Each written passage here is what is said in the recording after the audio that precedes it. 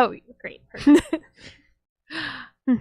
Hello, and welcome back to the Great Give Radiothon on WNHH-FM, your home for community radio. We are here, as you may know if you've been listening for a little bit, we are here today highlighting some of the wonderful nonprofits in our community who bring art, they bring vibrancy, they bring important resources to members of our community. Everyone that you're going to be hearing today is fundraising as part of the Great Give, a 36-hour fundraiser held by the Community Foundation for Greater New Haven. So if you are so inclined, please visit thegreatgive.org to donate to any and all of the groups who are coming here today. And also, I just want to shout out Harry Droz, who has been on the controls all day today, helping to make this happen. Yes, thank you, Harry. So I'm so excited to have representatives from Ball and Socket Arts, Ron and Lydia. Thank you so much for being here. So you all are a Cheshire-based arts organization, and I hear that you may have brought a poem for us. Yes, I brought a poem. Beautiful. Would love to hear it. Cool. So this poem is called Want by Carrie Fountain. And I want to give credit to our visual artist, Lillian Bailey Hoover, who showed her paintings in the gallery last month, and she read this at her artist talk, so I'm stealing from her. Cool. Cool.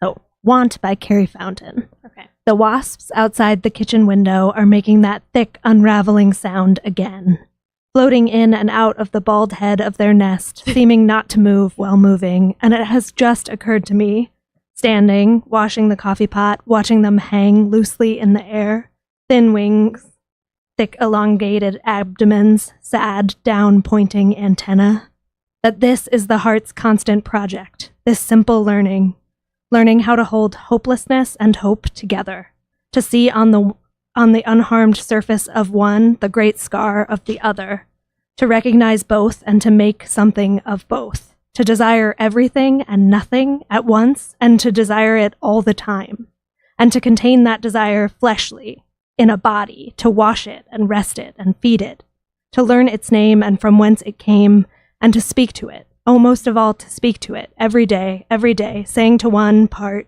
well, maybe this is all you get, while saying to the other, go on, break it open, let it go. Wow, that was really beautiful. Yeah. What moved you to bring that poem today? So I think I am always really excited when visual artists are inspired by writers and vice versa. And Lillian Bailey Hoover makes incredible paintings that are landscapes, and she titles them often with snippets of poems.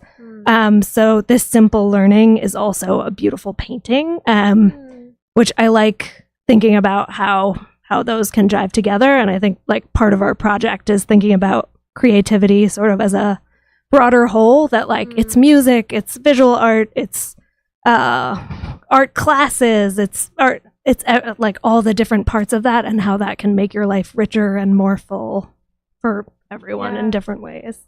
I love that. I'm going to check out that painting. Yeah, please do. She's an amazing artist. Yeah. We were lucky to have her at the gallery. Yeah, if you go to our YouTube channel, there's a video that shows some of her paintings in the space, and then her website's really good as well. Her work's amazing. Yeah. Our facility has been very lucky in that we've been able to have some fantastic artists exhibit their stuff. We've hosted a number of music events at the site, and our community has really gotten behind the artistic endeavor that we've created down here in the center of Cheshire. It's a regionally available project. It isn't just for the town of Cheshire.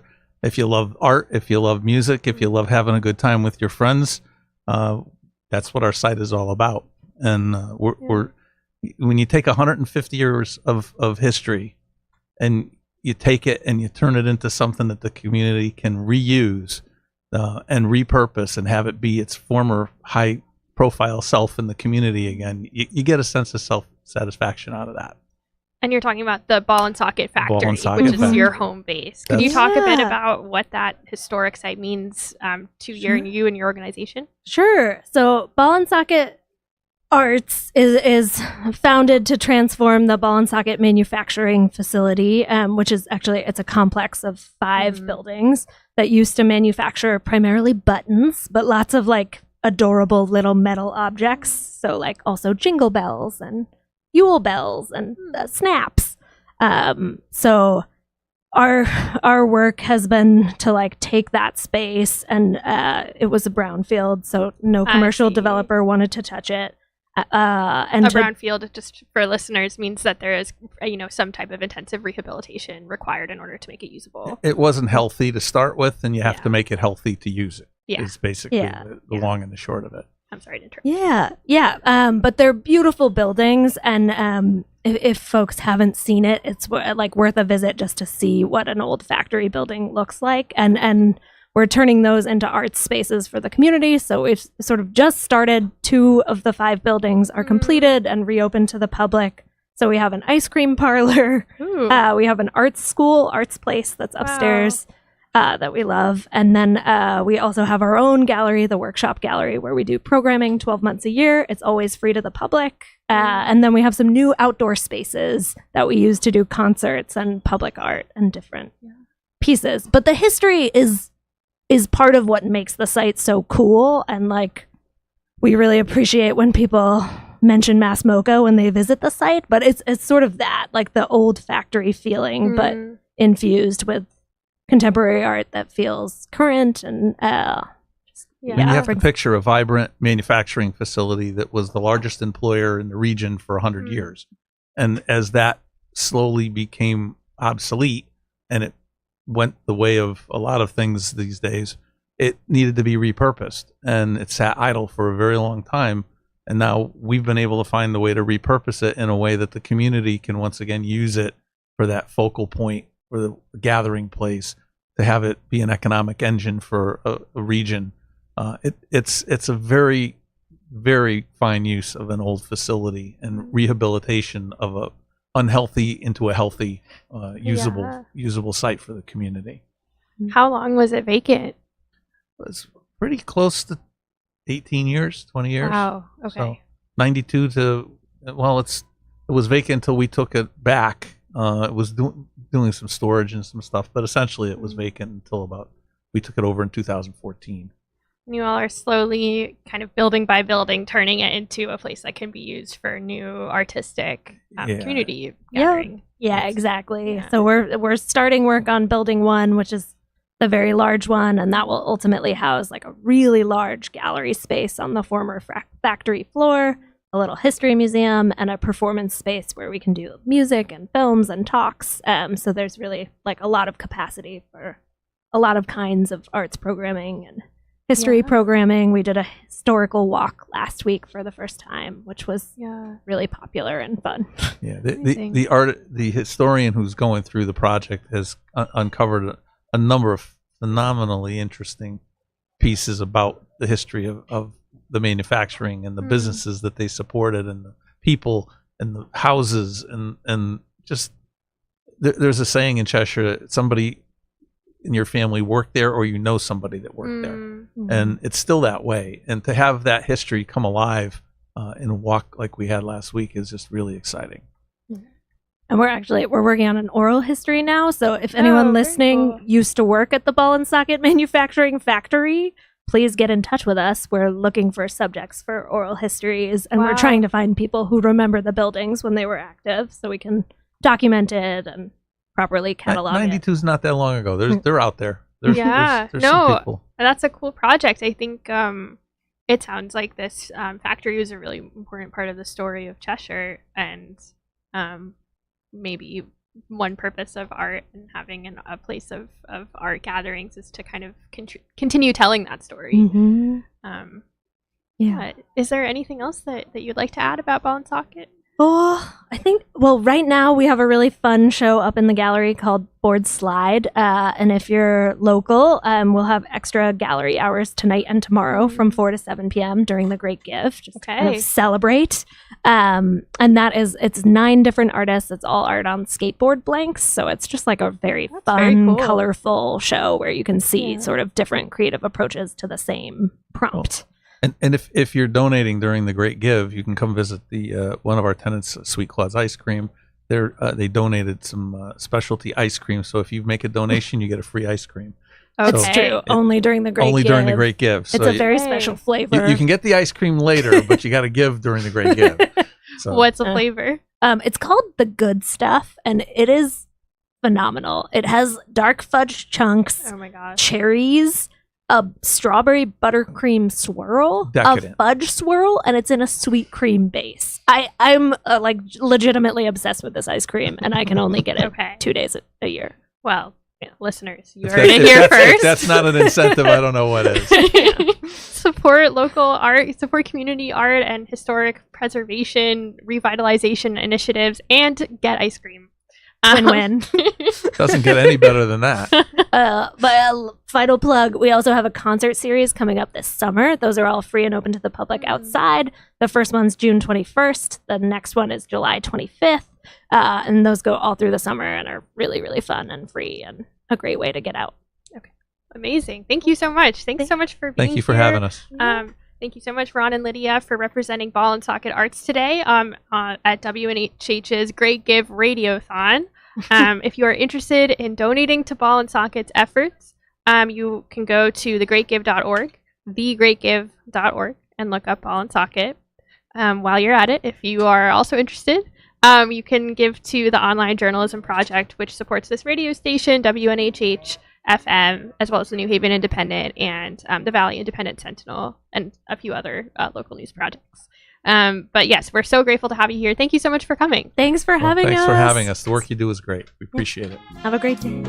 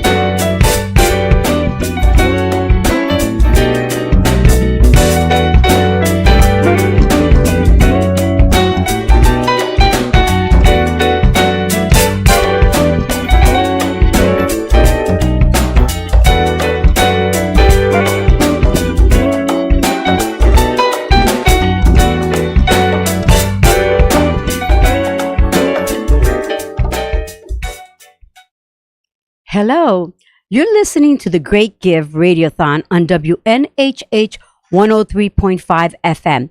We're highlighting New Haven's hardworking nonprofits as they raise monies in a 36-hour event organized by the Community Foundation for Greater New Haven. And today we have with us Cindy Simel Devoy, and she's the director of the Whitney Players Hamden Community Theater.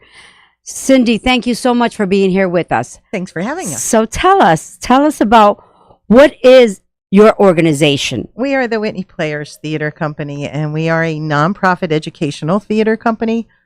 We started 21 years ago. It was started by 4 women, myself and 3 other women. And we started doing 1 show a year. We are now up to 3 or 4 shows a year. We do workshops, we do cabarets, we do tons and tons of fundraising, and that's why the Great Give is so important to us.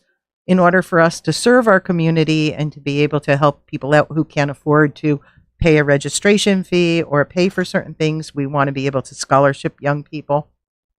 So we've been growing as a company. So in the beginning, we did one all-age show in the summer, and that has grown from a one all-age show to a children's show in the winter, a camp show in the summer, spring workshops that end in a cabaret, fall workshops that end in a showcase. The company has probably trained thousands at this point. Our audiences come from all over. Our actors come from all over. And the most unique thing I think about our organization is that it's all ages. The youngest person who's ever gone on our stage was 4 months old. Mhm. And the oldest is our patriarch. His name is Albert Glassman, and he's in his 90s. So anybody could come and perform, any age. Sometimes you have parents doing shows with their children. Sometimes you have teens. Sometimes you have young people. And like I said, we even had a baby. Wow. And where are you located? We do our performances at whatever space Hamden will allow us to. So we have done shows at Hamden High School. Our summer show, Mystic Pizza, will be at Hamden High. Our camp show will be at Hamden Middle School. Our winter shows used to be at Thornton Wilder Auditorium at the Miller Library, and now they're at Hamden Middle School. The Board of Ed in Hamden has been very helpful for us. Okay. And where do you guys normally rehearse? We rehearse at Thornton Wilder, which is at the library, but believe it or not, we're actually being given space by Whitney Center. The assisted living facility has given us a space there to rehearse in, which is just so kind, and it shows the community spirit. You know, they're Whitney Center and we're Whitney players. And we knew one of our little kids, the grandmother, worked there, and she saw what we were going through for rehearsal space, and she volunteered to, put in a good word for us, and they have a beautiful space for us to rehearse. That's wonderful. So it's like an intergenerational program. It really is. Without It really is. setting- I can't think of any other place where you have, young people. And the funny thing is, it's supposed to be that the young people learn from the older people. And I can't tell you how many times adult actors have told me that they've learned from the young people. That's so wonderful. And where did this idea come from? At the time I was directing at a club in North Haven called the High Lane Club. And the three women that I was working with, we all decided that it was something our community really needed. So we got our nonprofit status in 2003.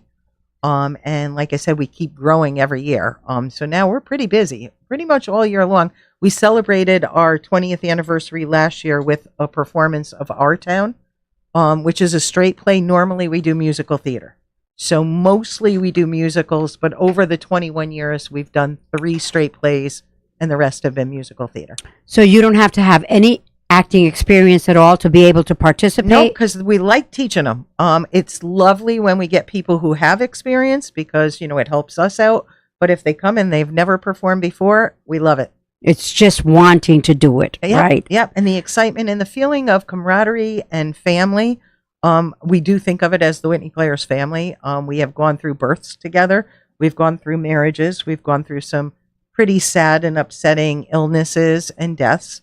When you get this close and you work together on one show, you get close. When you've worked together on shows for 20 years, that's who you end up spending New Year's Eve with. That's who you end up going to weddings with. So we have become quite a family. And we always take newcomers, and no one cannot be accepted. So if someone comes in and they can't afford the registration fee, we scholarship them in. So any young person with an interest in theater, there's a home for them. And what are usually the hours of operation? We rehearse in the evenings, so that's usually like 6 to 9, and the shows are usually on the weekends. We try to do Wednesday, Thursday, Friday night, and Saturday afternoon for our summer show. We don't have like a home base. Unfortunately, that would make life a lot easier, but any rehearsal space we could get, we can use. That's wonderful. And do you charge for admissions? Yes. The kids pay a registration fee to perform. The adults do not. So anybody 18 and under pays a registration fee. But again, if they can't afford it, we scholarship them. And the adults don't pay, but they fundraise. So they will help us out with a Great Give, or they help us out. We do a gift card raffle. We do different things to raise money. Even like our cabaret is a fundraiser. I'm currently baking cookies for the cabaret that's coming up on May 18th, and that will have 40 families will be coming to see 40 kids perform, which means it's going to be a very long cabaret. And a lot of these kids will be singing solo for the first time. That's And amazing. some of them are literally this big. I mean, they're 5 years old. Is there an entrance fee Yes, for the yes. shows? Well, it depends which shows. If it's our showcase in December, that's a free event. Our typical Whitney Players shows, like the winter show or the summer show, the tickets are $20 each, and our camp show, the tickets are $15. We try to make it affordable for the community, so we're trying to do two things. We're trying to educate the young people or anybody about the arts, and we're trying to entertain the community at an affordable price when the prices at the local theaters have gone up so high that now to go to some of these theaters is as expensive as going to Broadway. So we try to keep it, where a family of 4 could come in for under $100 and turn their kids on to theater. And the parents come in to support the children who are in it. Don't go broke, come in to support their kids. Okay. So what, do you have a song for us or a poem? I wrote down what the Great Give means to me, because I often ask the kids what the Whitney Players mean to them. But as sort of the keeper of the castle or the captain of the ship, I can't speak highly enough about how important, I could cry just thinking about it, how important the Great Give has been to us. Without it, we would not exist. And so I wrote down a few things. What the Great Give has done for the Whitney Players. The look on a child's face when they are presented with a costume. The look on an audience member's face when they come to see a show. Observing a little one's confidence when singing their first solo. Watching young people grow into giving, compassionate, hardworking, articulate teens who fall in love with the arts. Recognizing the need for teens to feel understood and accepted for who they are. Providing a warm, inviting group for our elderly actors to share their talents and their wisdom. Watching families share the experience of performing in a show, both on stage and off. Giving special needs young people and adults a community to be a part of. Going through life changing events as a family, including marriages, births, illnesses, and deaths. Being there for the child who loses a parent, or a teen who finds out her parent has cancer, or the adult actor who must have a heart transplant. Scholarshiping young people who wouldn't be able to experience all the joys of theater. Providing professional theater at affordable cost to a community who loves and appreciates what we do. Offering up performances for our loved ones and those who have gone before us. Being a part of something that is much bigger than ourselves. We would not be able to do these things without the support from the Community Foundation of Greater New Haven and the Great Give. Thank you. This is beautiful. And Wonderful. I'm so blessed because I get to do all these wonderful things for people. Thank you, Cindy. Well, everyone, you have an opportunity to donate for a very good cause. And Cindy just mentioned why the Great Give is so important to her organization, to the Whitney Players Hamden Community Theater. And please visit thegreatgive.org, and don't forget to donate to any and all of the groups working hard to make our community a better place. The good thing about this Great Give is no matter how much you can give, it's sometimes they double whatever you end up, triple it, and because they have all kinds of different ways to give donate. We're doing a funny little thing where we're trying to fill an auditorium. For every $20 that's donated, it'll fill a seat, and we have someone who's willing to match, to give a $10,000 match if we could fill our auditorium. So we're trying hard. We're going to try hard to fill the auditorium. And which auditorium are we going to be filling? It's going to be a 1,000-seat house, and for every $20, so it means we got to raise $20,000, which is a little scary, but we'll try. And if we do, we'll get a $10,000 match, which would really put us in a good place. And where is that? Mostly we're asking people to donate between 7 and 8 tonight. We're trying to win the prize. That's the most unique donors, I think, because we do have quite a few people who donate during the Great Give. That's wonderful. And exactly what you said. Any donation is so acceptable and fine and wonderful. I love when the kids donate $5 because that means more to me than somebody donating a ton. And the good thing about this is that there's no minimum and definitely no maximum. So all those folks, and your money is tax deductible because you're giving to a nonprofit. I want to thank you all for listening to thegreatgive.org. And we'll see you next time. Thank you, Cindy, for being here with us. Thank and you we for wish you the having me. best. Thank you Bye, so honey. much. Thank you.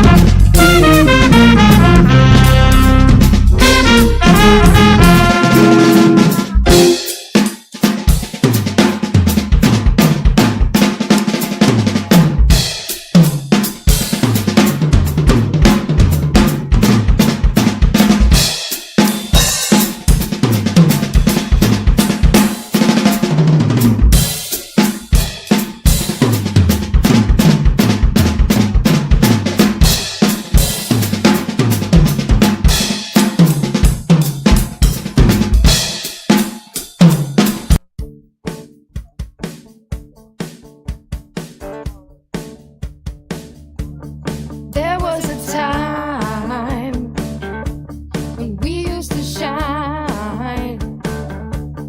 Gave back the things I thought they were mine. There was a time.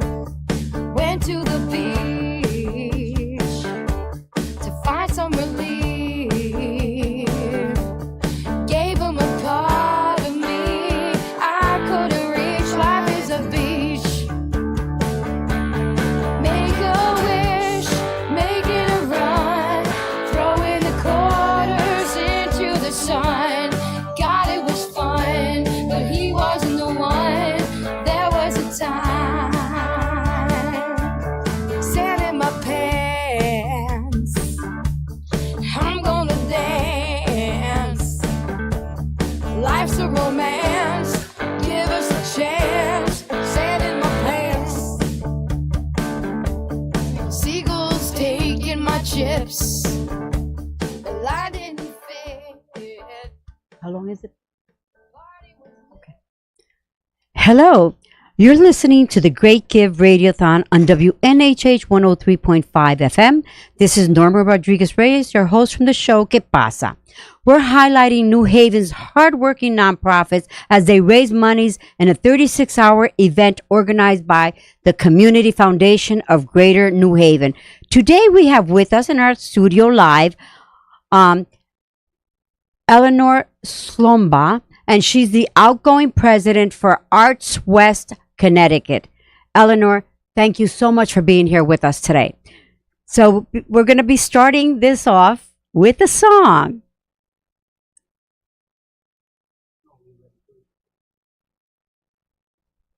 Okay.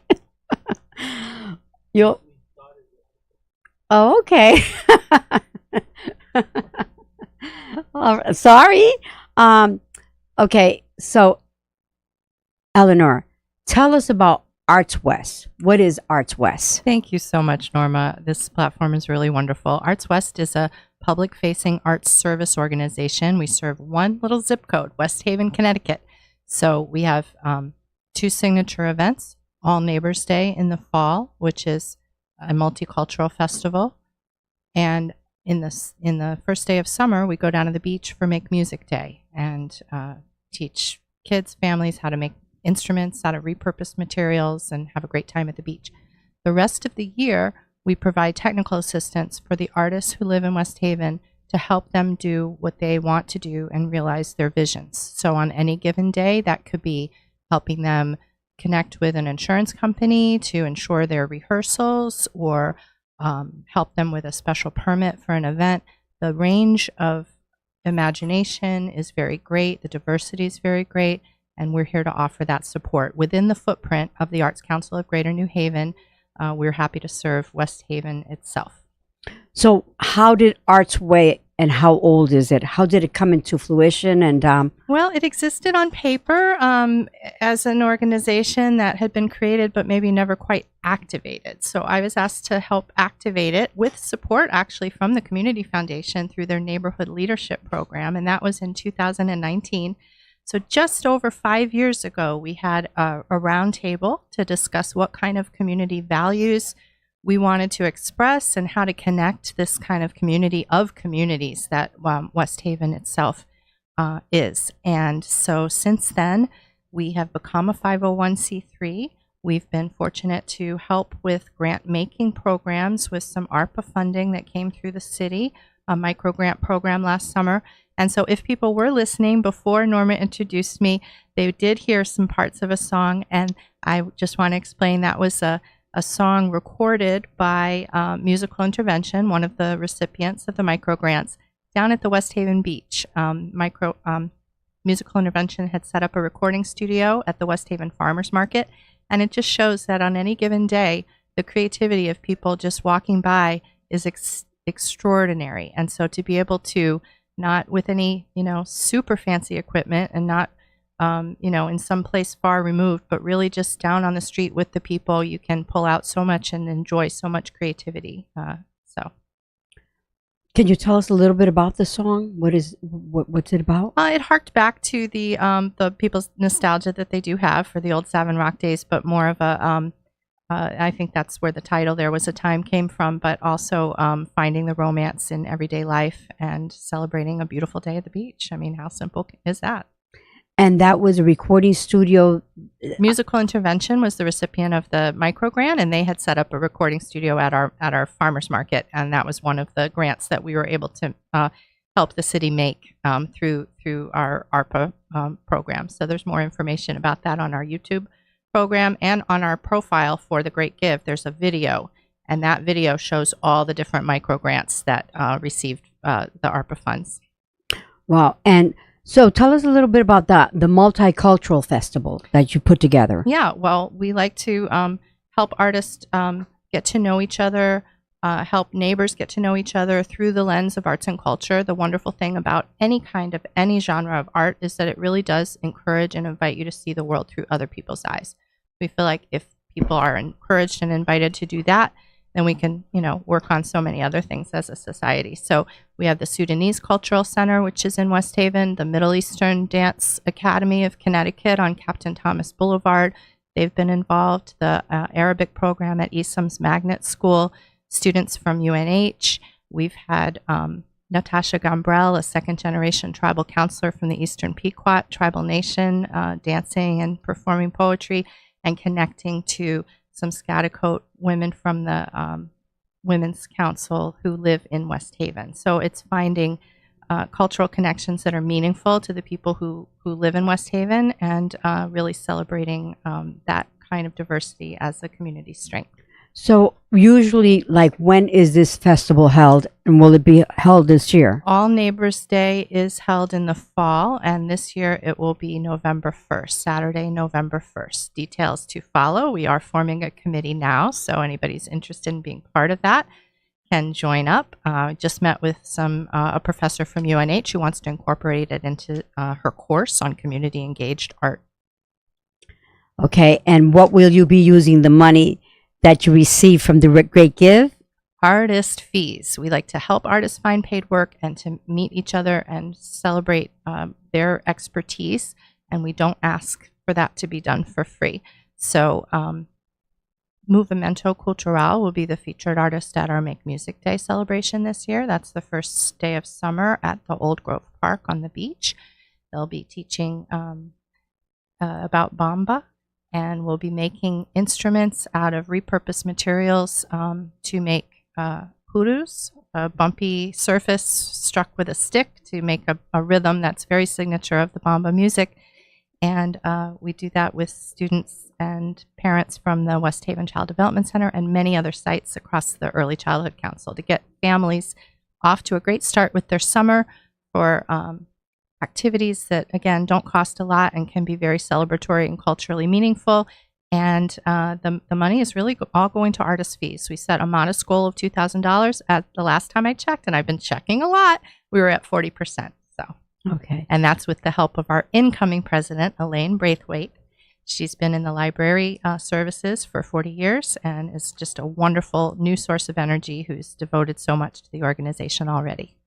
So for those that are listening, Arts West Connecticut, Eleanor Slomba, and she is the outgoing president, and she just mentioned who the new president is going to be, is already working on this more than generous program that we have. And the it's very, very important that we stimulate and we help those artists that are just, starving artists, like they always say, right? And keeping culture alive and keeping history alive. I mean, it's incredible what the artists do here. Thank you so much. So please visit thegreatgive.org, and don't forget to donate to any and all of the groups working hard to make our community a better place. Thank you so much, Eleanor, for being here with us today, and I wish you definitely raise as much money and even more so that we can help the artists out. You're really wonderful, Thank Norma. you. Well, everyone, you've been listening to the WNHH 103.5 FM, the Great Give Radiothon, and you have until tomorrow, night, to be able to donate to thegreatgive.org. Thank you. Thank you so much. Thank you. Thank you so much. All right, sweetie. All right.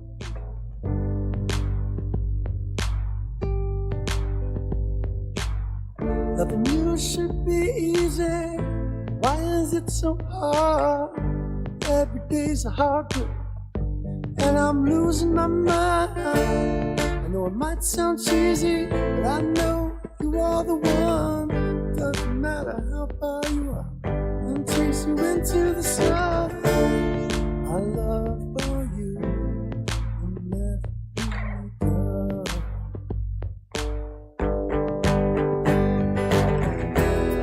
Your mama don't like me for whatever reason. Your daddy says he's got a gun, but I will take a bullet.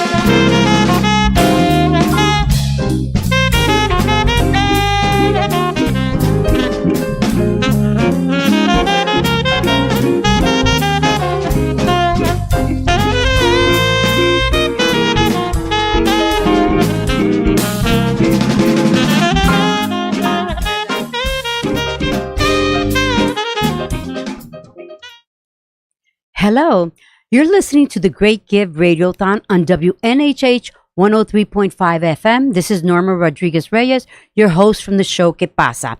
We're highlighting New Haven's hardworking nonprofits as they raise monies in a 36-hour event organized by the Community Foundation for Greater New Haven. And we want everybody to visit thegreatgive.org, but before you go and visit thegreatgive.org, we want you to know about We Are One. And Ashley Fan, you are the director of the We Are One? I am. Thank you so much. So tell us why we should be donating to the We Are One organization. What is it all about? What is Sure. We Are One? Yeah. So We Are One is a grassroots anti-human trafficking nonprofit that I founded in 2022. And what we do is I personally, as the CEO, I use my lived experiences as a survivor, a New Haven survivor of child trafficking, to prevent and empower and provide basic needs resources to victims, survivors, and at-risk youth. Okay. Yeah. So how do you reach your clients, the individuals that need this service? So that's a great question.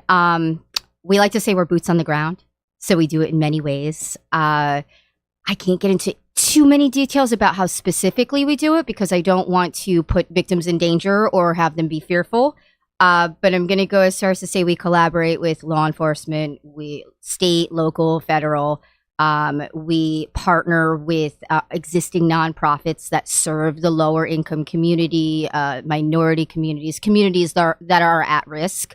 And then as a survivor myself, I'm a survivor from over near Exit 8 in New Haven. I was born into a trafficking family. So I was trafficked by my family in all facets of trafficking. Child sexual exploitation, from like baby child sexual exploitation to exploitation through child labor, and then criminal exploitation, debt bondage, identity theft. So I'm 40 years old and I've experienced almost every check mark of a human trafficking survivor, but locally. So I like to call it like my spidey sense. I can tell when a child is being exploited just by knowing. I don't make assumptions. I don't go and report right away, but I follow the process, and it turns out my instinct from 2 years ago was exactly the correct instinct. And it's, I guess it makes me feel like I went through a form of suffering in plain sight for a reason. Yep. So that's how we So do it. tell Yeah. me, if someone that is listening to us at this moment needs your services, Yes. what is it that they need to do in order for you to provide those services to them? Okay, so unfortunately, with human trafficking, I can't say it specifically on media, but I would say it never hurts to go to your local police department and ask for We Are One. That's a safe space to do it. And the reason, it's not that I'm trying to withhold information, it's just I'm always about the safety of survivors. And I don't know how controlled their electronic communication is. So in a normal nonprofit, we would say, go onto a website and put in your email and your phone number. But similar to domestic violence, we would never do that because we would never want to put them at risk, because I don't know exactly their situation and what is controlled. So I would say, go into your local police department and say you'd like services through We Are One, and then use their maybe a phone through SVU if they have an SVU department. You could also go into your local library. We partner with libraries regularly. Librarians are amazing for resources. So use another form of communication if you could do that safely. And you can reach out via social media.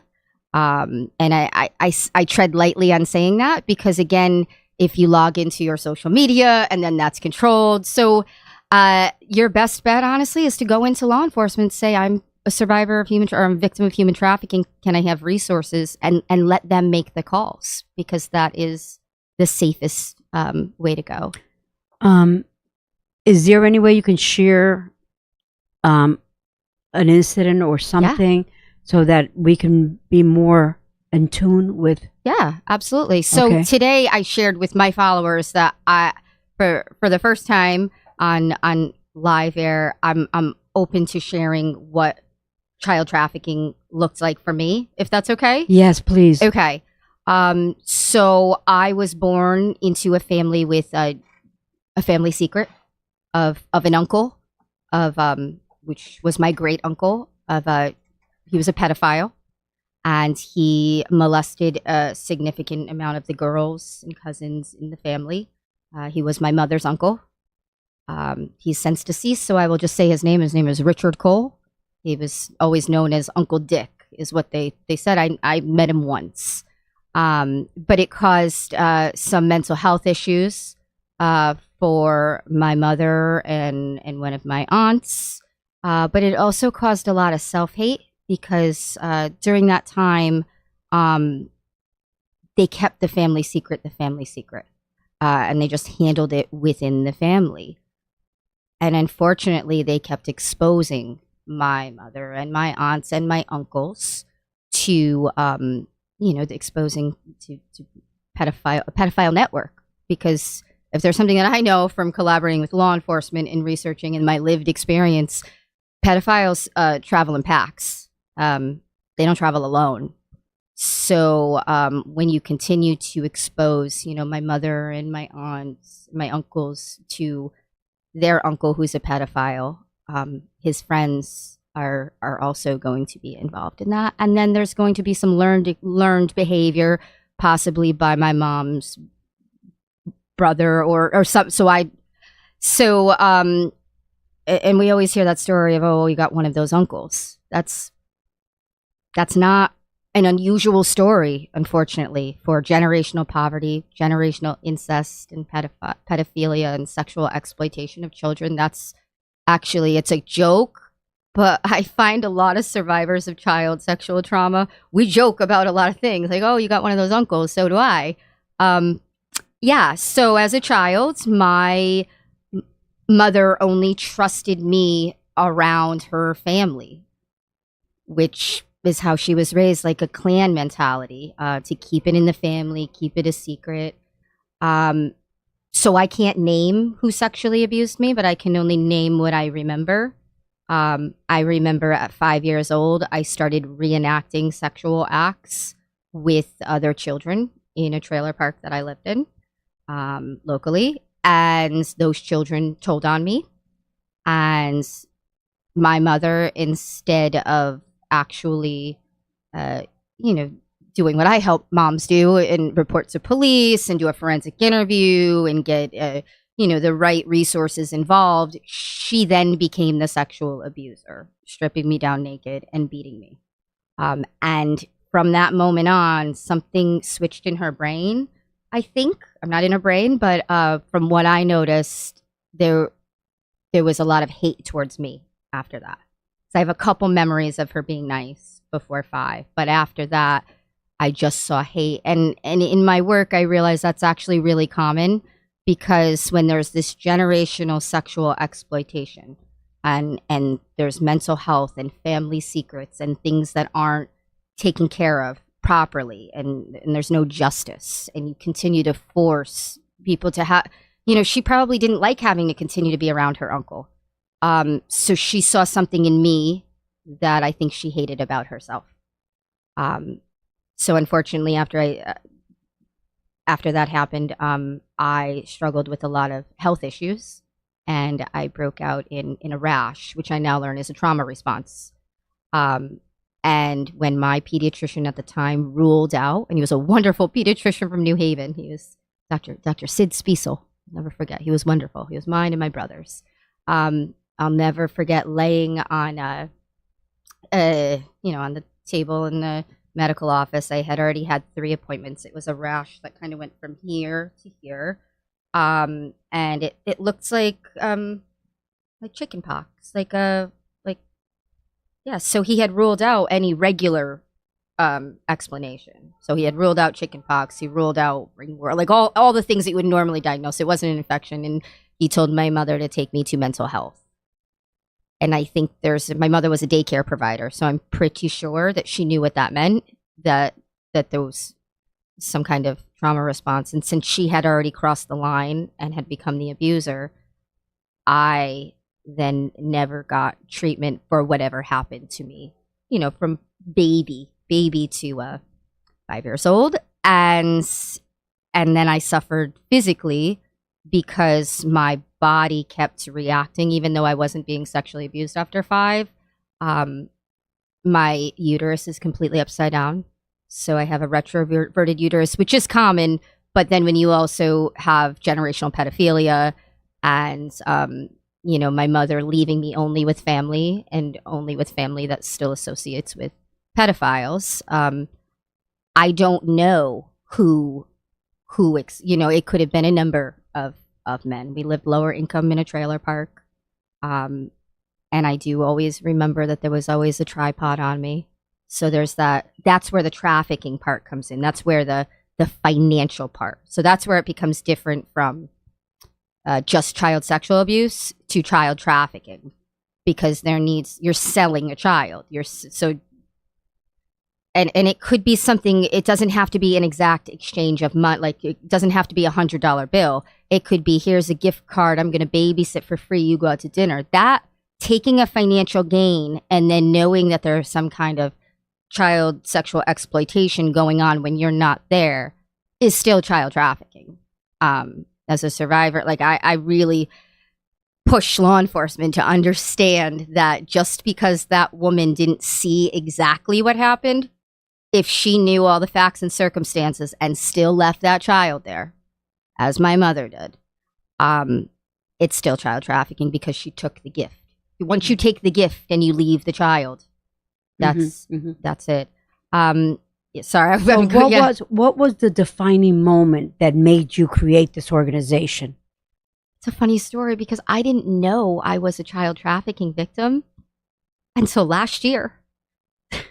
I always knew I was a victim of child sexual exploitation. I always knew I was a victim of child abuse, running my mom's home daycare like a house slave. I always knew that.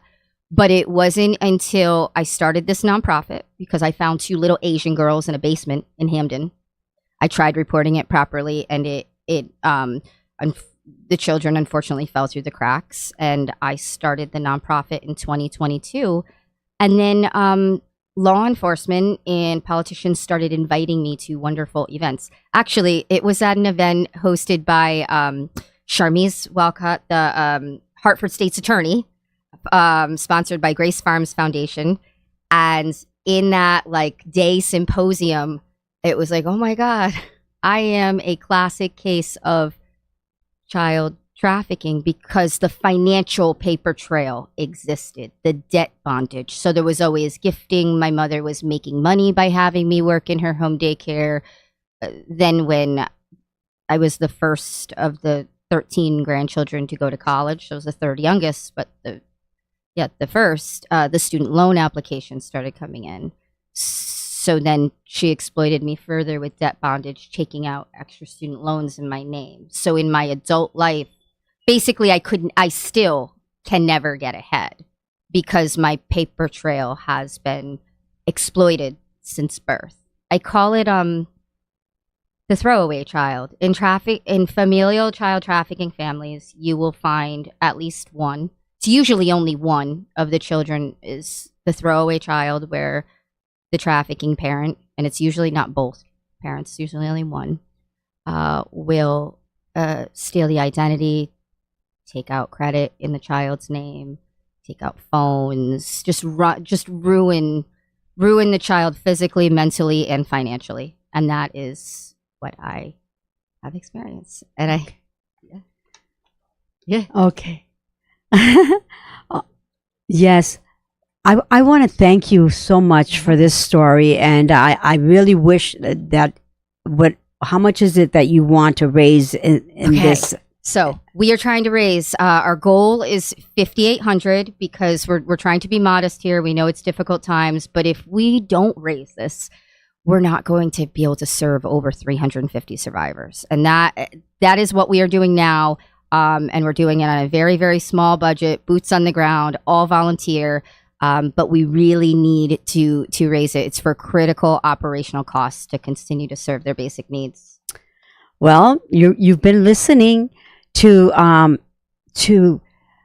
Ashley Fan, and she is the director of We Are One, and it's an organization that the services are definitely needed out there. So we're hoping that you will donate so that she can raise her $5,800 so that they can still continue to provide the much needed service to all those children that are out there. So please visit thegreatgive.org, and don't forget to donate to any and all of the groups working hard to make our community a better place. And that's definitely what We Are One is doing. Thank you so much, you. Ashley, for all you do. And I wish you the best. Thank you. Thank you.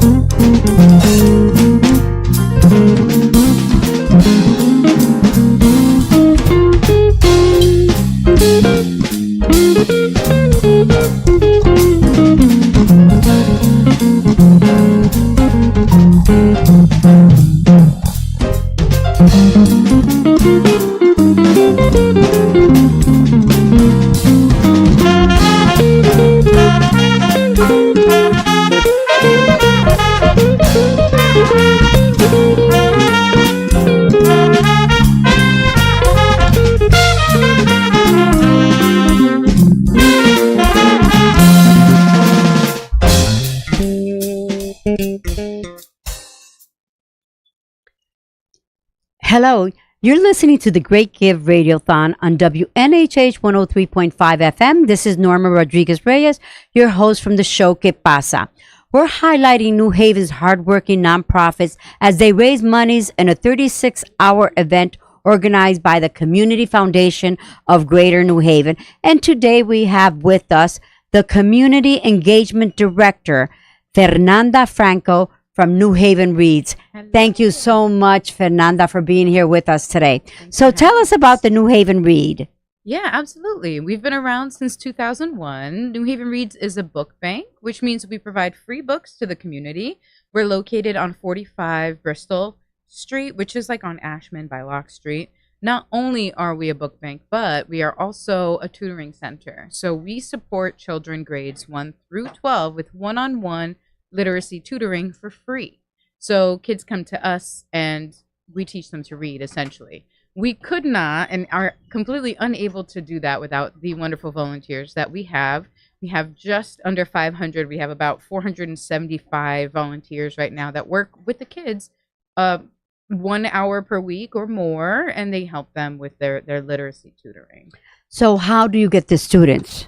So the students come to us mostly by word of mouth, believe it or not. You know, it's a cousin attends New Haven Reads, or maybe a teacher might give them kind of that information and say, hey, reach out to the parents and say, hey, your student might need some support with reading. Here's New Haven Reads information. And actually, if your student or your kiddo needs some support, you can go on our website, newhavenreads.org, and sign up through our wait list.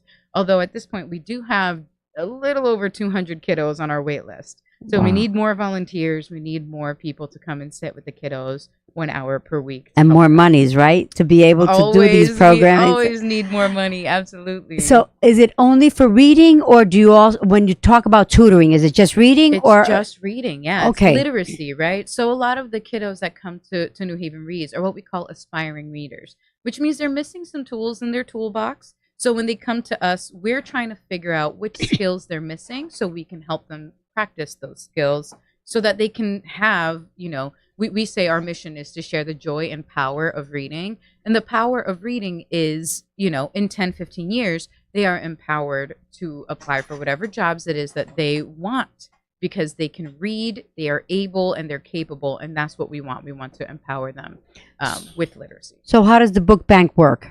Book Bank is awesome. You just walk in when we're open. You can grab as many books as you'd like. We actually have a goal of 100,000 books given away per year.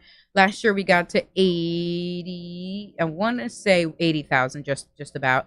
And so if you want some free books, you can just check our website for our hours, come into the Book Bank, and you can take as many books as you can carry out, pretty much, which is awesome. Now, how do you get these books? We receive donations. And in fact, we are always looking for donations. We're always accepting donations.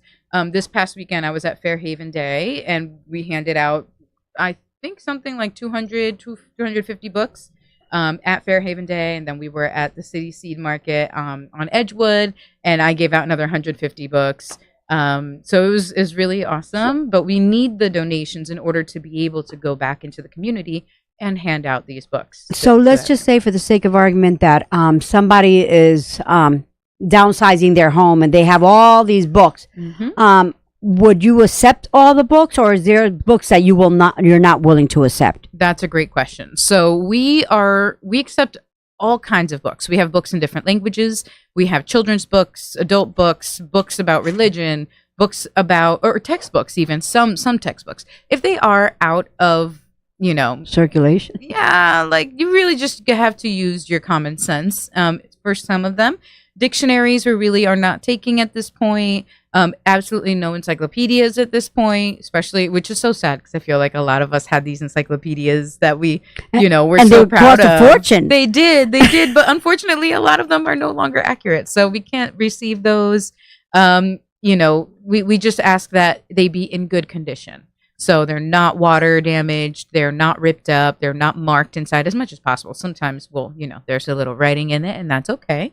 But yeah, the book bank is really a lovely space. And people always exclaim when I'm like, okay, they're free. And they're like, what do you mean? They're free. You can just come and get them. And most people don't even know. We're across the street from Scantlebury Park.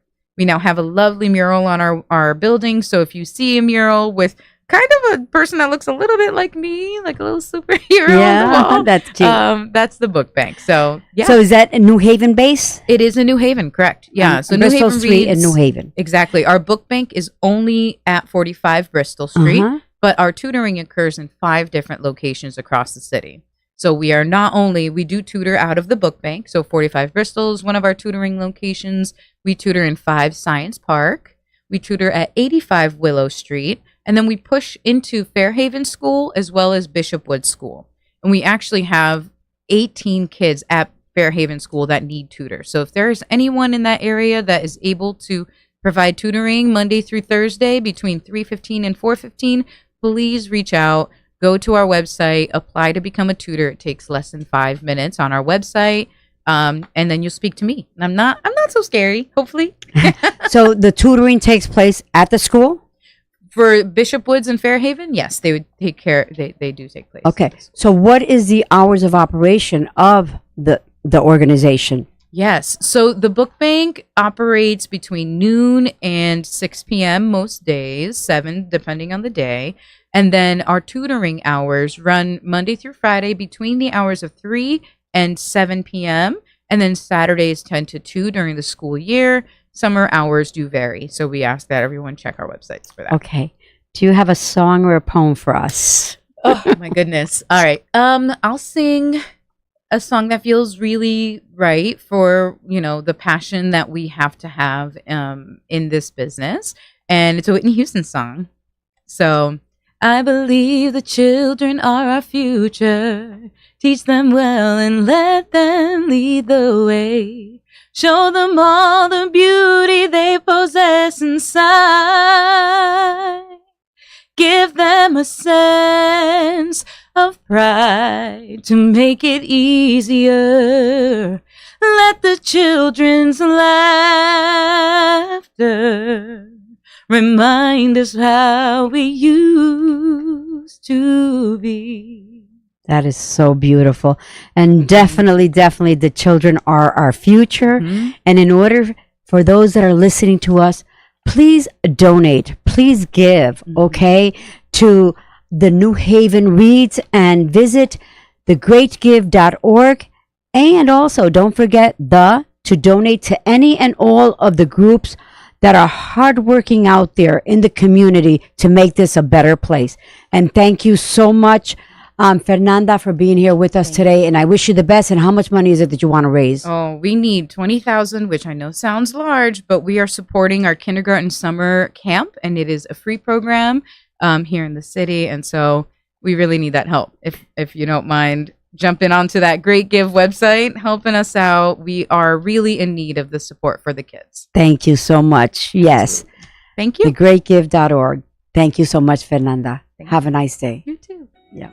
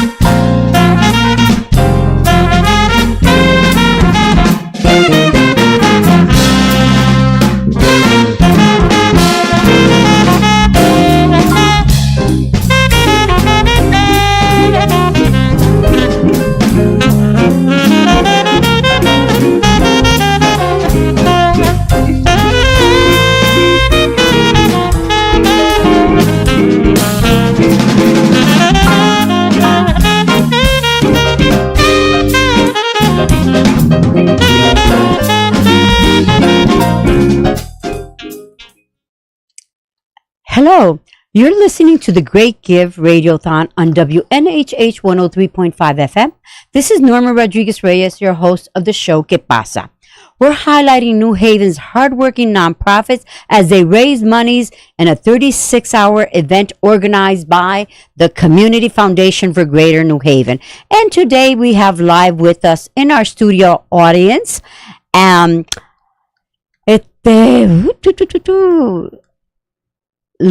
Laurice but Grant with oh yes, Loaves and Fishes. Loaves and Fishes. Laurice Grant, and she's the executive director. And we also have with her Jack Gillette, who's a board member of Loaves and Fishes. So tell me, what is Loaves and Fishes?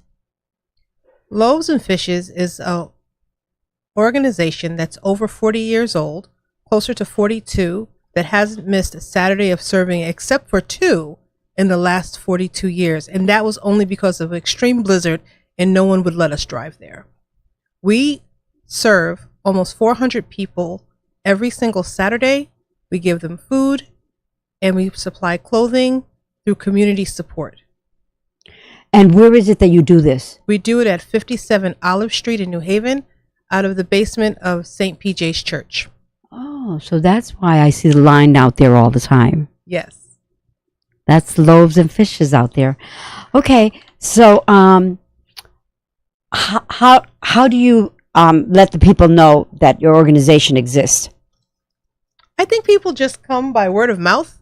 I think people have gone through the pantry and got things from the clothing closet that have helped them. And so they tell others when people just come to New Haven, hey, if you need help, go to Loaves and Fishes. They can help you out. Okay. Where do you get your monies from? All of our neighbors and friends that support us and believe in the mission.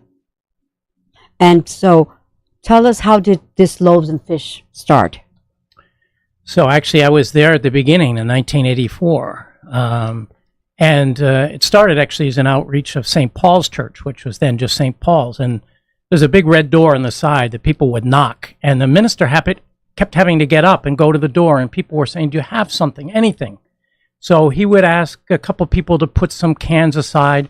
But the door just kept knocking and knocking. And finally he said to the parish, he said, somebody's got to get this together. So there were 5 of us back in 84. We got together. And it was also coincidentally the very same time that the New Haven Food Bank opened down on James Street.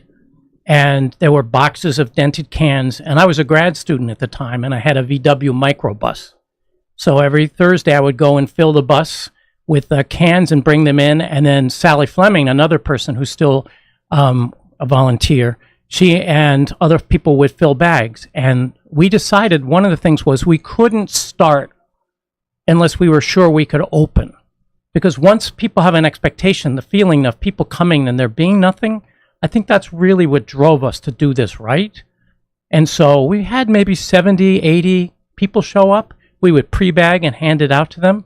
And then over the years, in the 90s, it got a little bit bigger. And then the 90s, we added clothing. And pretty soon, we were doing like 300, 400 bags. And in COVID, everything blew up. We were doing 600 bags on a Saturday morning, and then 600 additional bags we were pre-bagging in the basement so other agencies could come and deliver it. So people who couldn't come to our door would get the bag delivered directly. And so now we're down to about 400 walk-in shoppers and about 100 clothing shoppers, and we do about 100 pre-bags and have 3 groups delivered to Warren Street, to the Elderly Housing Project, to veterans, and to Interfaith Interfaith. caregivers, volunteers, delivered to seniors, and our Reformed Defenders Creating Change helps some people that are trying to get their footing after being incarcerated. But we get about 3.5 tons delivery from Connecticut Food Bank every Friday. So that's about, just to give you a feel for the volume of what goes through. And we supplement that with sometimes eggs or milk or fresh produce from some of the wholesale buyers we have. We have a little bit of salvage from some of the stores, Big Y, for example. And that's our weekly. Our weekly. I remember when the government was giving out all this food, that the cheese, Yeah. the milk, the butter. They haven't done that for a while now. They still have that program. It's called TFAP. It's the Emergency Food Assistance Program, and has a lot of guidelines, has a lot of red tape. That's why we ask people for their names and their addresses, because we need to be able to report that back to Connecticut Food Share, who's managing that TFAP distribution. There is TFAP. The only problem is when there is not TFAP, it's very costly to feed people. Wow.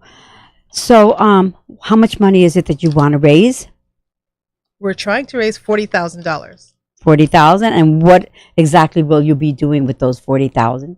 We'll be making sure that we can keep the doors open, making sure that there's someone there to ensure that volunteers are taken care of, making sure that when there's no produce in the TFAP program, that we're able to purchase produce, supplement eggs or milk at times when there's not enough in the TFAP program. And we've seen a lot of wavering over the last 3 or 4 months, so we desperately need the support of the people of New Haven to help us make sure we meet that need. Yeah. And one of the things about those dollars that you send, we're a mostly volunteer organization, very low overhead. We have 3 part-time employees, Larice as our part-time director, and 2 operational folks.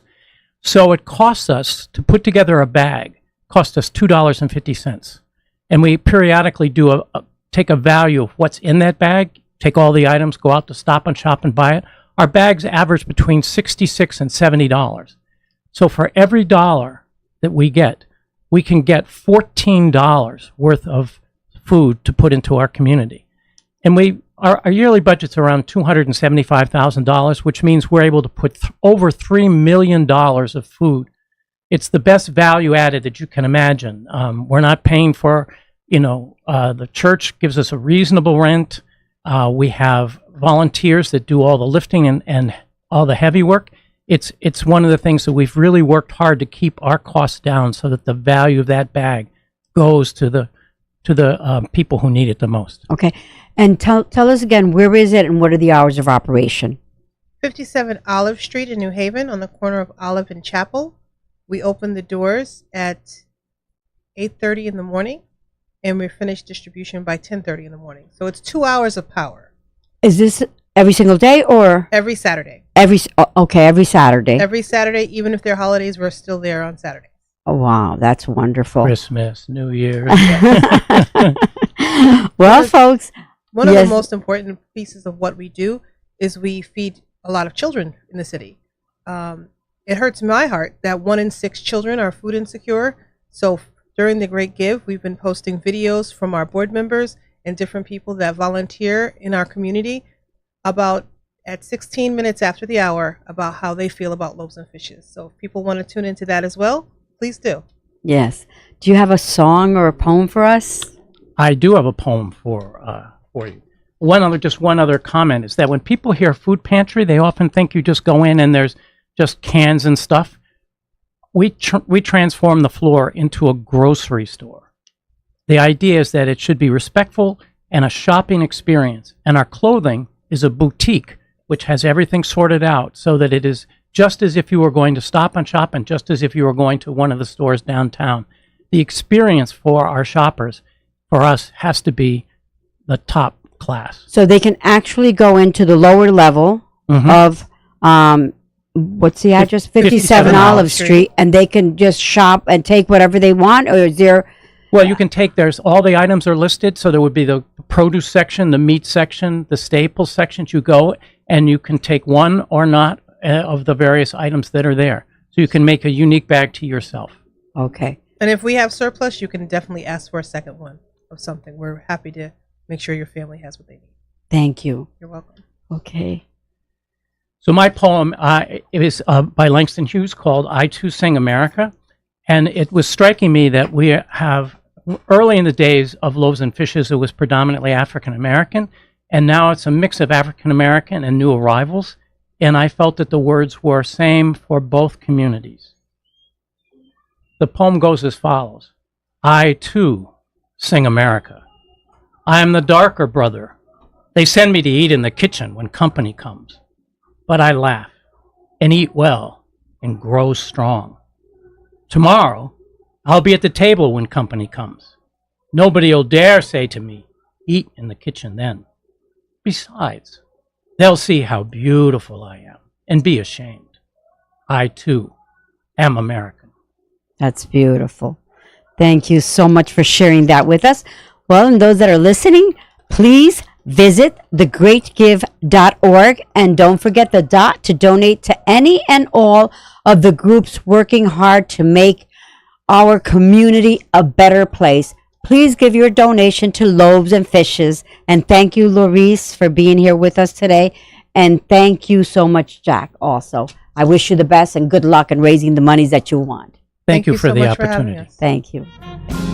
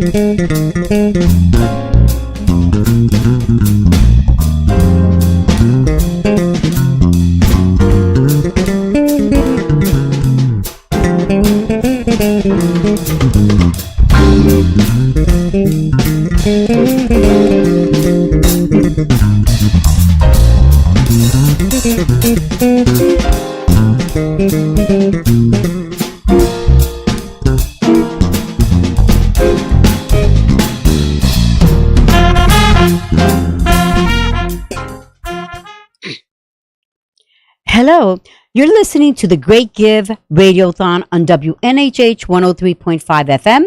This is Norma Rodriguez Reyes, your host of the show, Que Pasa? We're highlighting New Haven's hardworking nonprofits as they raise monies in a 36-hour event organized by the Community Foundation for Greater New Haven. And today we have with us live in our studio audience, Denise Baker, and she's on the board of directors of the Sisters Project. Thank you so much, Denise, for being here with us today. So tell Thank you us, for having me. what is the Sisters Project? The Sisters Project is a 501c3 devoted to raising funds for cancer patients. We're a board of 13 presently, and we were established in 2010. And we all worked for major national organizations raising cancer funds, and we never really knew where the money went. So we said, you know what? We could do this on our own and send the money directly to cancer patients and their families. And that's what we've been doing. Oh, so that's the big difference, that the monies go directly to the people actually affected by this terrible disease. Exactly. That, what is it, almost two in every... The statistics are high. I'm sorry, I don't have those numbers. Very, but it's very high in right. terms of the cancer. It's so scary out there because, you know... So scary. I'm so sure many cancers. Everyone has someone in their family that has been affected by one way or the other with cancer. So you raise this monies. How do you go about raising the monies? Great question. We are very blessed with incredible supporters. So we have a lot of people that donate to us. We also fundraise. We have an annual golf tournament. Up until the pandemic, we had a dance that was fabulous, but we haven't been able to resurrect our dance since the pandemic because we can't really find a place large enough. So we're on the hunt for that.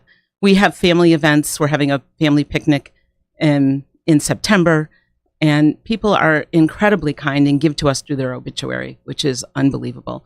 You know, someone at their lowest point donating to us is so meaningful and so incredible. That's amazing. And through the Great Give, we've been getting funds, which is amazing also. That's great. I'm happy that you're participating because it's definitely an important cause. Correct. For all of us.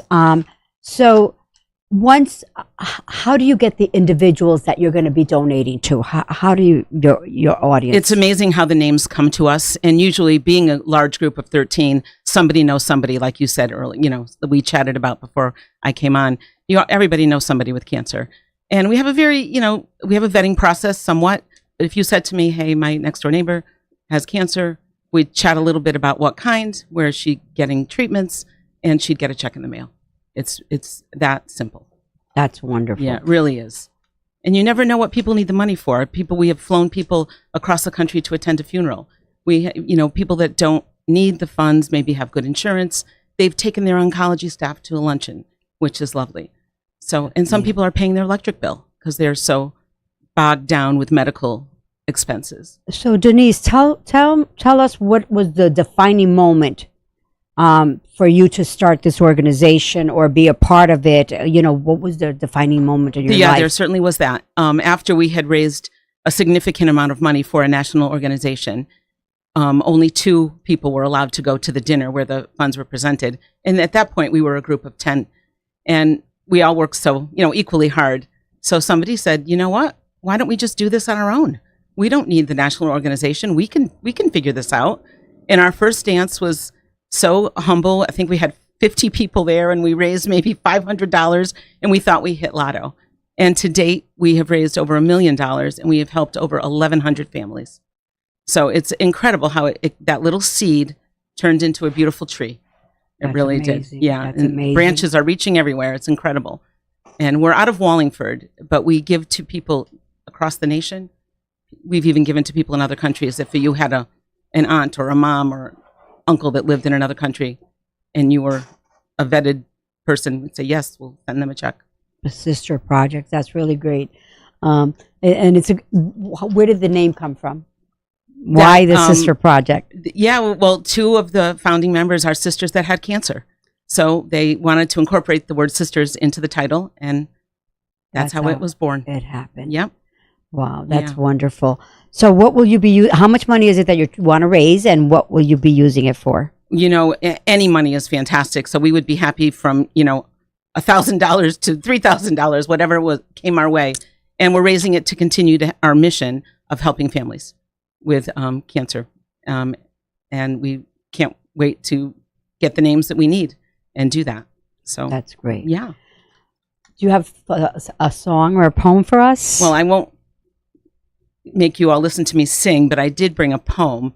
I wear it on a bracelet. It was given to me by a dear friend who is also a cancer survivor. And it is this. Fate whispered to the warrior, "You cannot withstand the storm." And the warrior whispered back, "I am the storm." And I think all of our cancer survivors and people going through cancer are warriors. And I'm so proud to be able to help them when we can. That's great. Yeah. That's great. Is there a special testimony that you would like to share with us in terms of how the monies have helped any specific individual? There's so many stories. Two that come to mind. We've helped a family who has two sons with cancer, and we were able to help these boys enter college. We also have a scholarship that we give out annually to Wallingford members, and they get $2,000 every year if they maintain a 3.0 or better.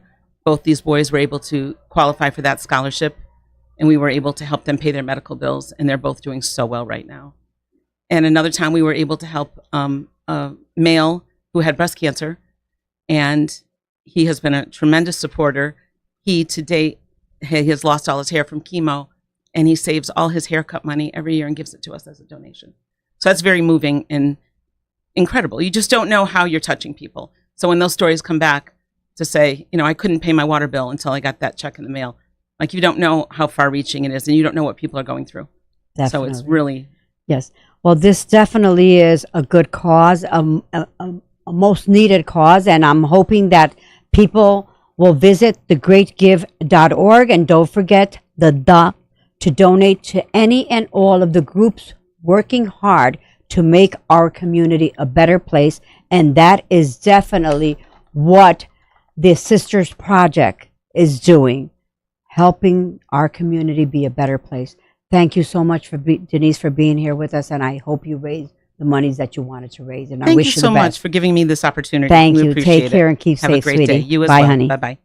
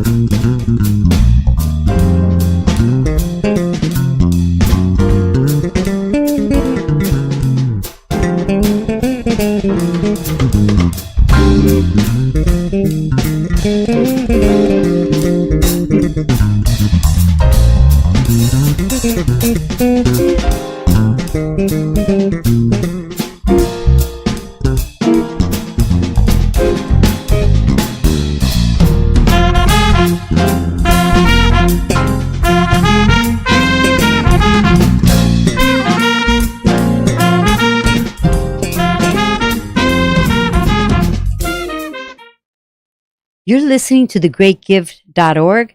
This is Norma Rodriguez Reyes, your show in Que Pasa. And we are highlighting New Haven's hardworking nonprofits as they raise monies in a 36-hour event organized by the Community Foundation of Greater New Haven. And we have live here in our studio audience, Columbus House new CEO, Luis Gil. In Spanish is Gil. Luis, thank you so much for being here with us today. So tell us, what is Columbus House? So Columbus House is a large nonprofit organization that serves individuals that are suffering the difficulties of homelessness. It's an organization that's been around since the 80s. It began in a convent, and I believe it was the mid-80s that, they saw people that needed help, and they decided to do something about it. And from there, it's grown. So from just single adults, it's now families, singles, veterans. There's many different programs that serve the community. Okay. So how does someone receive your services? How does someone that's out there that's homeless, how do they come to you to receive services? So there's a coordinated system through Greater New Haven that refers people in. There are also walk-up individuals that can seek assistance. The bottom line is that somebody is in a bad way. Nobody on a winning streak comes through our doors asking for assistance. And so our job is to meet people at some of the worst times in their lives and help make that time a little bit better. So what exactly do you do for them? So for individuals seeking, say, just emergency shelter, the whole point is that you've got to have shelter, hygiene, food. So how do we address those basic needs? Those are met in our emergency shelters, in various shelters throughout our service area. And so individuals can get a bed, have a place to be safe, place to get cleaned up. And then there are supportive services that come around them. We have case management that helps individuals. We'll do an assessment, find out what caused this crisis. Why are we here? What happened? And so then how can we help you move from this into permanent housing? Because the solution to homelessness is a home. It takes work. It takes dedication. And it takes a heart that's open and willing to work with people when they're in really difficult places. So, Luis, why this cause for you? That's what's funny. So when I started in nonprofit work a long time ago, as you can see, I've been doing this for a minute. I swore that homelessness was the one thing that I would never do. I just had these pre-born prejudices. And then I found a position, and I was working at a facility that was a shelter. And I walked in and I saw a young mom with a baby. And it completely changed my understanding of what I was looking at. And then I began to see just sons and daughters, no matter the age or the situation. And what I found is that it's a privilege to be able to accompany people through very difficult times. And if you can keep your heart open to it, you can love people through situations that are almost unbearable. And so I just find this incredibly life-giving to get the opportunity to serve in that way. I've been in this work for probably 26 years now. So there's a lot of stereotypes of who the homeless are. What would you consider somebody homeless? What is your definition of somebody that's homeless? What do they look like? There's a lot of different ways that people look at this. If we were talking about a federal definition, they have a very specific way that we're supposed to categorize individuals. For me, it's an individual that doesn't have an option and needs some safety. They need a place to stay, and they need an opportunity to breathe. So, like, if all of a sudden I don't have a home. Yeah. Can I just go to Columbus House and say I need to stay here? Or It's how one of does the it entry work? points that you're able to get assistance, but there is a entire network here in Connecticut that can be accessed. Columbus House is one of the places that those referrals can be made, and individuals can get that assistance. First off, you're going to want, say it's a family, you're going to want to make sure they're in the right facility for them. They're not going to be in a place with just for single adults. You want the right kind of care for families. And so that referral would have to happen. So the first thing that needs to happen is we need to sit down and do an assessment, find out what's happening with the individual or the family, and then make sure that they get connected with the right organization and the right facility to make sure that they are safe and cared for. Okay. So Columbus House, you have a network of places where people, depending on their situation, that's where you house them? We have multiple shelters ourselves for different populations. We also have an entire network of nonprofits that we work with here locally. Believe it or not, there's an entire community of individuals that have dedicated themselves to this work throughout our state. Okay. And is there a cost for this service? No, it's absolutely free. It's absolutely free. Okay. So how much money is it that you want to raise? Well, as everyone says, we will be grateful and blessed with anything that we receive. Well, I'm not going to put a number on it. But what I will say is that right now I did see that we were slightly over 19,000 as I sat down, and I am incredibly grateful for that. We would love to see it push past 20,000. But thank you to everybody that has been a donor so far. And if you are considering it, we promise to put it to good use and make sure that people and families are safe. Thank you. Do you have a song or a poem for us? I did not bring that in. No, I apologize. Okay, so give us a saying or advice that you would give to someone. So there's a man named Father Greg Boyle that I think is amazing. If there is a hero that I have in my life, it is him. He runs the largest gang intervention program in the United States, and it's in Boyle Heights in Los Angeles. And one of the things that he wrote in a book called Tattoos on the Heart, he said, "Here is what we seek, a compassion that stands in awe at what the poor have to carry, rather than stand in judgment at how they carry it." That's great. It's open-hearted, it's full of grace, and it's how we should care for our brothers and sisters. Thank you so much for sharing us with that. Nikki Cruz, Run Baby Run. Do you remember that one? I do not. With David Wilkerson? Uh-huh. Okay. We're talking about many years ago. That was one of the first drug programs that when they opened up Teen Challenge here in New Haven. Of course. Okay. In New Haven. Yeah. So when you talked about Father Boyle, I don't know why, David Wilkerson just came to my mind. But thank you so much for sharing, and I'm hoping that you'll raise as much money as possible from the Great Give. So everyone that's listening out there, this was Louis Hill, and he's the new CEO for Columbus House. And Columbus House is located, the main is located where? On El Grasso. On El Grasso Boulevard in New Haven, Connecticut. You're welcome to visit and to find out if that's something that you can, not only that you should need that service, but if you want to volunteer, because I'm sure Columbus House can use volunteers. Absolutely. Everything from the kitchen on down. Thank you so much.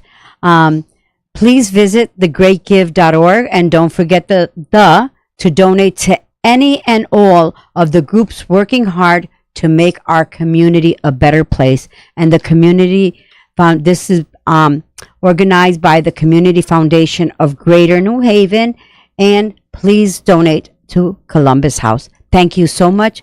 And you've been listening to WNHH 103.5 FM, and it's the organization, the 36-hour event organized by the Community Foundation. Thank you all for listening.